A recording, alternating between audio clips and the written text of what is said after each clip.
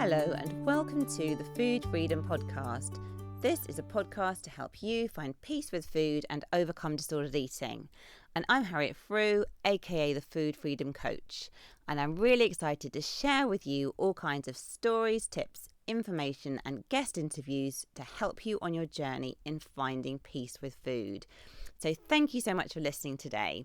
Now today, this is a short episode with just me, and I'm talking about how to deal with triggers for feeling fat. And just to let you know, I've got a couple of guests lined up. So do stay tuned to the podcast to listen to those episodes, as I know the guest ones have been particularly popular. So yeah, very excited about those coming up. So 7 top tips to deal with feeling fat. So number 1, remember that feeling fat is actually often nothing to do with your body. Now, if you look back over the last couple of weeks, your body in reality has probably not changed that much at all. But if you were to track your mood and your feelings about your body, that might have fluctuated a lot.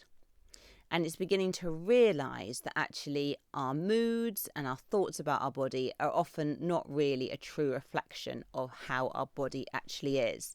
So with this tip number 1, it's recognising that next time you feel fat, rather than going off onto a whole self-chastisement and berating your poor body, think about what is underneath this, because there will often be a feeling that is beneath the poor body image and it's not really about your body. So it might be about feeling angry, it might be about feeling upset, it might be about feeling anxious, and you might just be caught in such a habit of projecting this negative feeling onto your body before you've even allowed yourself to feel it. So it might take a little bit of time to unpick this and realise, what am I really feeling? But it's a skill that you can learn. And the first step is putting in that pause and gaining awareness. Okay, so that's my tip number 1. Number 2, stop the comparisons. Okay, so have you ever had that experience where you've been feeling quite good in yourself, or feeling at least quite body neutral, and then somebody walks past and for whatever reason, there's a trigger thing about them that sets you off on a very negative path in terms of how you talk to yourself about your body. And it might be that, I don't know, they look particularly good in a pair of jeans, or they've got a really flat stomach, or maybe they're really muscly or really lean or whatever. But there's something about them that for whatever reason you start comparing yourself, and you have put them on a pedestal. You assume they are kind of somehow better, that they look better, and you immediately then are putting yourself in that inferior place and putting yourself down. And then you can really jump to that place of feeling fat and being unkind and really beating yourself up about your body. So to deal with this, it's just helpful, again, just to become aware, like, what is your trigger reaction? Is it somebody walking past that has a particular look about them? And when you notice yourself doing this, because often we make those comparisons before we even have time to really think about what we're logically doing, it's kind of catching the thought and trying to put the blinkers on, trying to distract yourself, trying to not engage with that thought process. Okay, because comparisons are not helpful. And remember, we are judging somebody's outer physique almost compared to everything else about ourselves, all the insides and everything. And you can't really win with that. And we're kind of assuming that just because someone looks good or a particular body part looks good, that they have it all sussed, and that is not true. Okay, so number 2 is stop those comparisons. Okay, number 3, eating a trigger food which you feel is bad or forbidden or unhealthy. Now, often, if you are being very strict and you're being a bit restrictive and you label your foods as good and bad, then when you eat a food that you deem as bad or unhealthy or not clean or whatever you want to call it, you're probably going to feel quite negative. And if you feel negative in terms of feeling guilty or anxious, you can easily, again, project this on your body and begin to feel fat. Now, of course, if you eat a donut, a biscuit, a bit of chocolate, whatever, you are not suddenly going to change your body shape and become overweight, or, it's just not going to happen.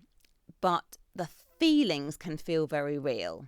But again, it's just remembering that when this happens, although you might feel quite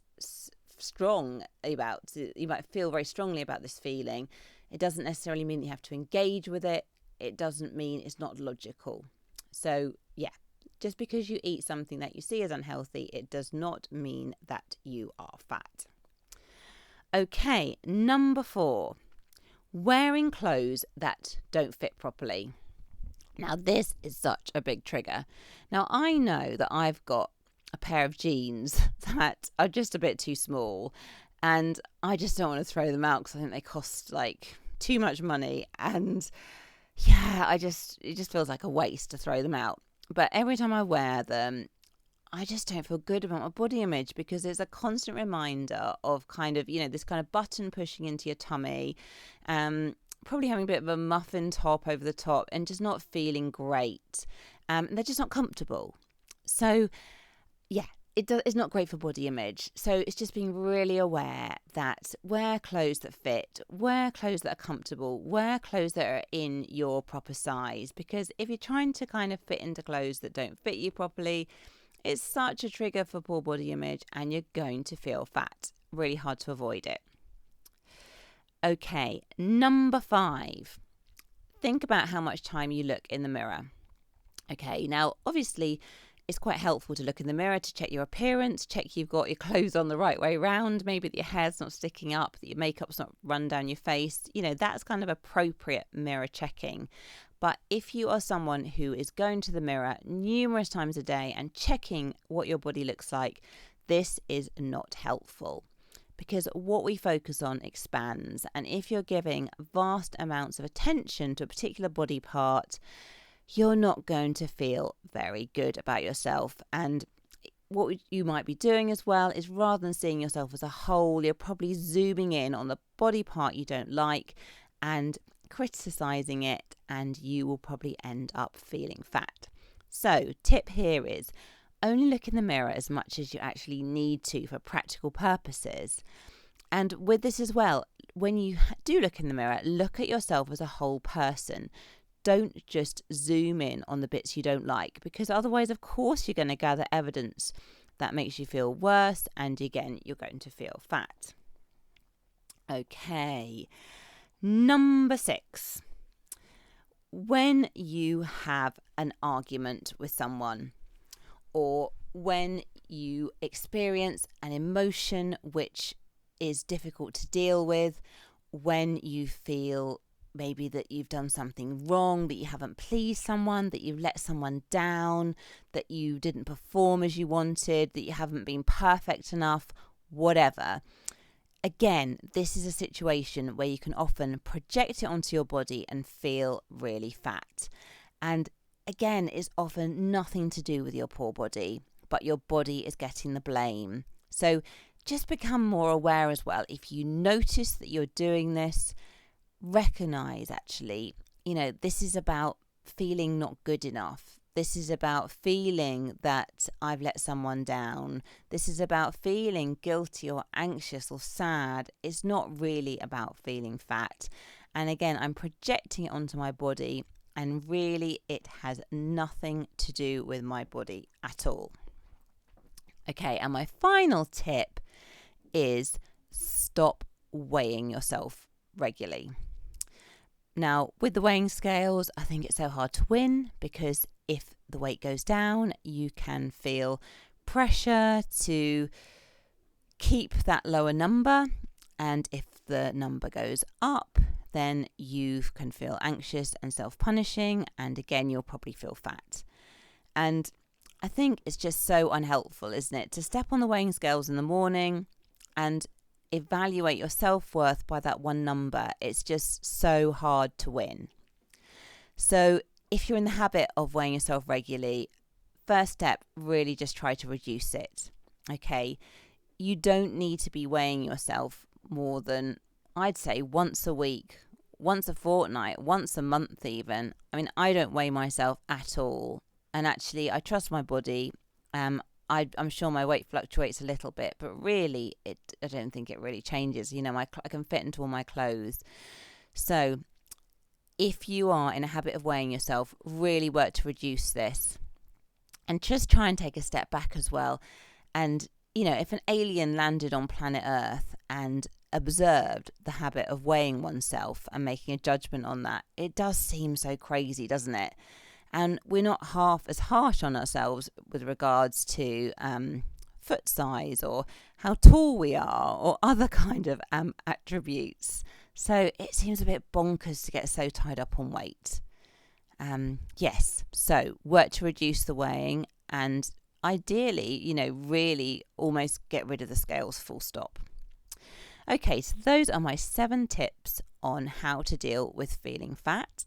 I hope that has been helpful for you and given you a few ideas and things to work on. So do let me know in the comments if you have anything particularly that's come up from this episode that you identify with, and also anything that you do to help overcome sort of feeling fat and how you deal with those kind of deeper feelings underneath. Okay, so I hope you've enjoyed this short podcast. And for regular tips and insights into overcoming disordered eating, do sign up for my weekly articles on my blog page at foodfreedomcoach.co.uk. Thank you so much for listening, and I look forward to sharing another podcast episode with you very soon.